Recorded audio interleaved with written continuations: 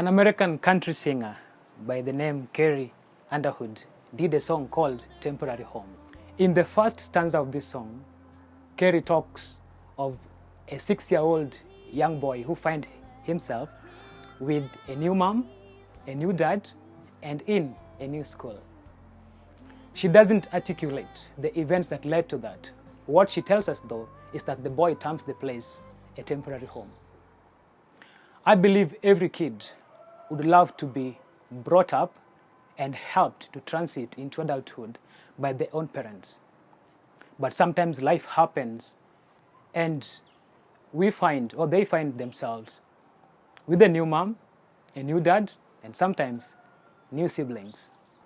They find themselves in a temporary home that sometimes turns out to be the best place that they thank God for, but sometimes the worst place that they trust God for exit, and sometimes just a home.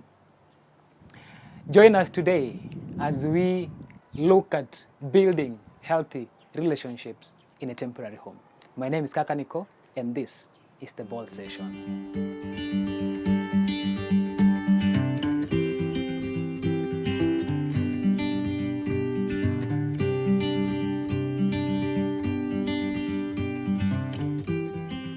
So joining us today on the session is an amazing, lovely sister, Cynthia Gichiri. Karibu, Cynthia. Asante. Thank you. So who is Cynthia Gichiri?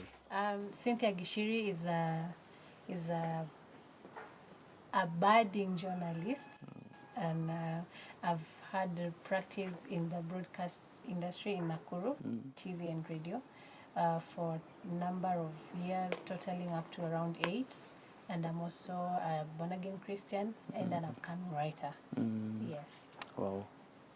So we are talking about building healthy relationships in a temporary home. Have you ever found yourself in a temporary home? Yes, I did. I lost my mom at around age 12. Okay. Yeah, and my mom was a single parent. So when she died, my 2 siblings and I, we had to shift from where we used to live with her to live with her parents, my maternal grandparents. So that was our first home. I wouldn't call it a temporary home because it has been home for us since that time. But now, as I was transitioning, because at that time I was in class 6, there was high school, there was college. So between those periods of my life, I now had to live with other relatives. Now not my maternal grandparents, but also with other relatives, their cousins, their children. So I would say my grandparents' home was kind of a permanent home for us. All right. But now living with the other relatives, that was like a temporary home. All right. Yeah. Wow. So I lived with I first went and lived with an uncle of mine. I was in class 8. Yeah, and then after class 8, I didn't live with them for long. I went back to my grandparents. And then after class 8, I joined high school. It was a day school. And the challenges that we were going through by then was for them being able to finance the transport. Right. It was quite costly because we were schooling in town. I think because my grandparents were teachers, they assessed where we were studying before our mom passed away.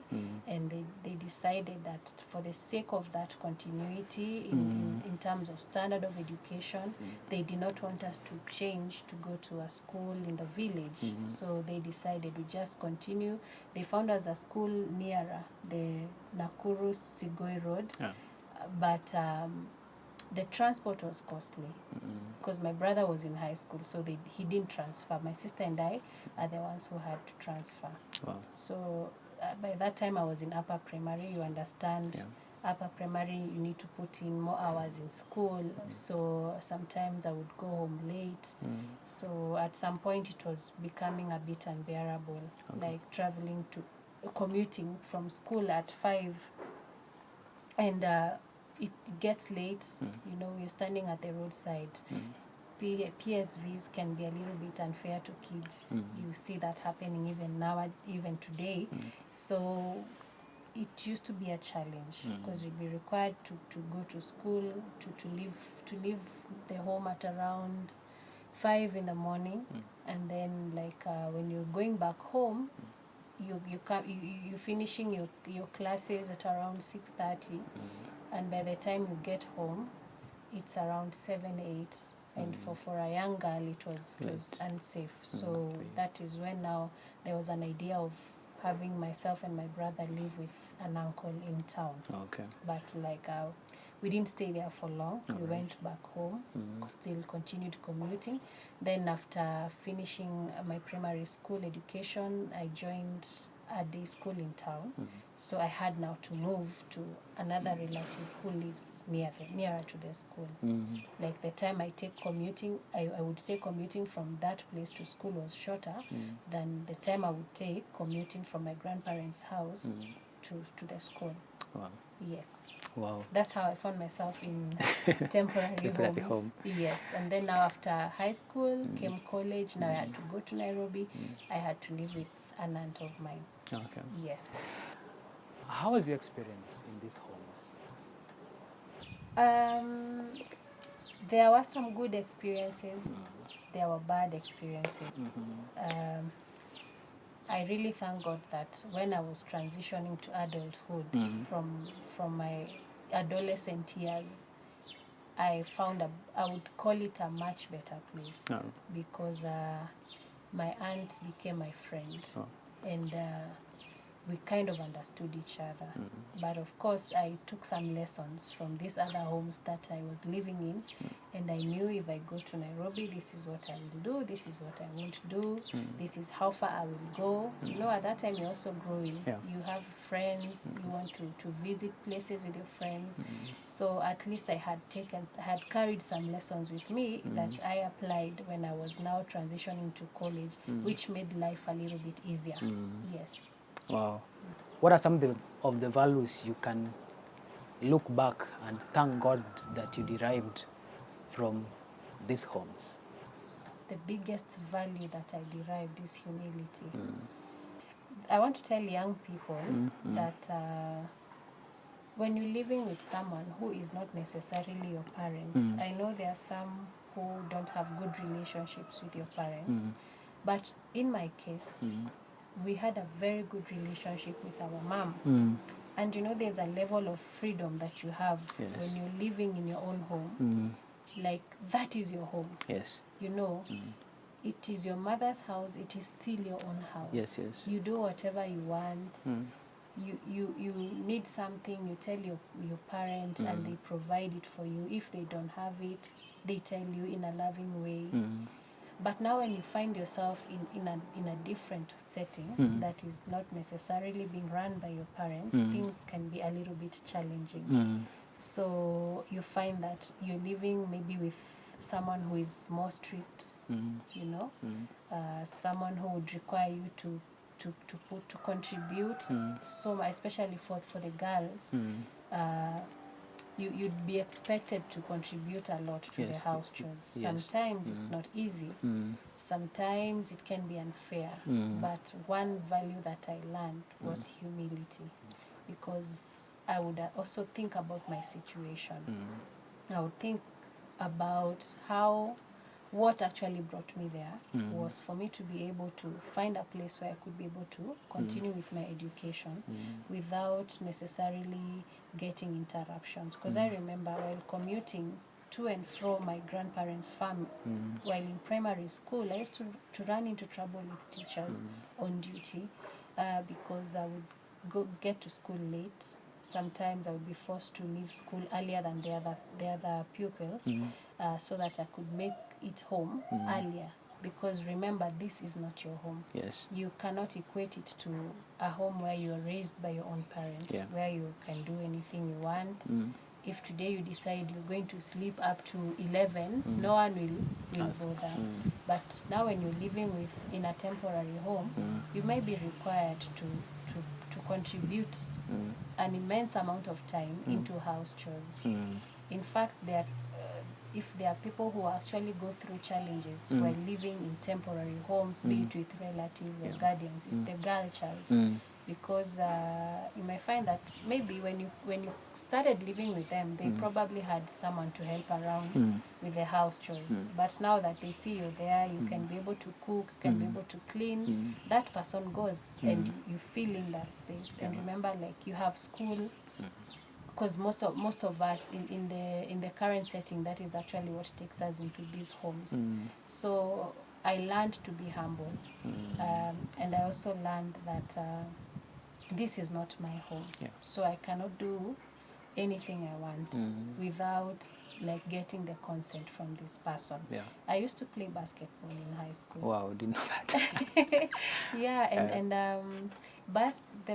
Our team was good those days. Like, if you ask anybody who ever went to Menengai High School, You'd there play. There was a time when Menengai was a giant In Bake. basketball girls and hockey boys.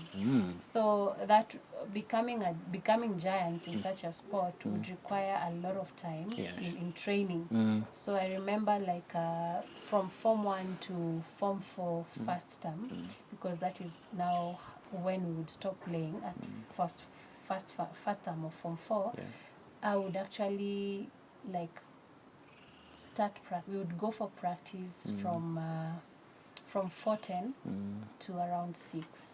By the time you get home, it's dark. So I had to sit down with my guardians at that time. There were people I was living with, and I would just come into an understanding that you come home, don't exceed this time. If I want to go somewhere, probably it's on a Sunday, I want to visit friends, I would give them notice, like 2 weeks in advance. I would tell them, on such and such a date, I'll be visiting my friend, and I will come back. So long as you get to the house by 7. Because remember, this person is your guardian, but they're also responsible for you. So if anything happens to you, the whole family will be blaming them. So for me, I think humility and also respect. Like, there are times probably, you're not that person's child. So of course you do not get the privileges that you'd have gotten with your parent. So and another important value that I still apply up to now is time management, because as I told you, the girl child is usually seen as an asset, and also the boy child, I think, because when it comes to menial jobs, they are supposed to contribute. So I don't think there's any household in the current setting whereby you would go and just sit pretty and not do anything. And look good. And look good and just eat and sleep, unless it is your own parents' home. Sometimes even our parents are strict, so you can't also do that in their house. So for me, I learned how to manage my time. I knew what I was supposed to do. As soon as I get home from school, I knew I was supposed to maybe clean my shoes, because the person I was living with was also very organized. Like, she didn't like it when you'd wake up and start rushing through brushing your shoes. Mara, you do not have clean socks, or no, she was very clean, and that's also something that I learned from them. Also cleanliness. Sometimes sometimes she would just call me and ask me what, she would see a speck of dust somewhere, and she would question me. So that also built me in a very big way. And now these values that I learned while in high school, I was able to, like, carry them on when I went now to live with my aunt while in college. And it was very easy, because you see now, while I was the previous home, I was still growing. And as a teenager, there are things you want to do. You want to attend a party, but now when I got there, I realized that, hey, first of all, you have to also go to church. That's also another value that I learned, which actually was more enhanced when I was in college. And I think that really, really helped me a lot while growing up. Yes, so I would say humility, respect, time management, and also my faith in God kind of grew. Wow. Yeah. So I want to take a pause for the course and just thank you for being our supporter, for subscribing, for sharing our videos, and for liking what you're doing. We continue to urge you to partner with us and share this content, just helping us to reach out to the generation with this message.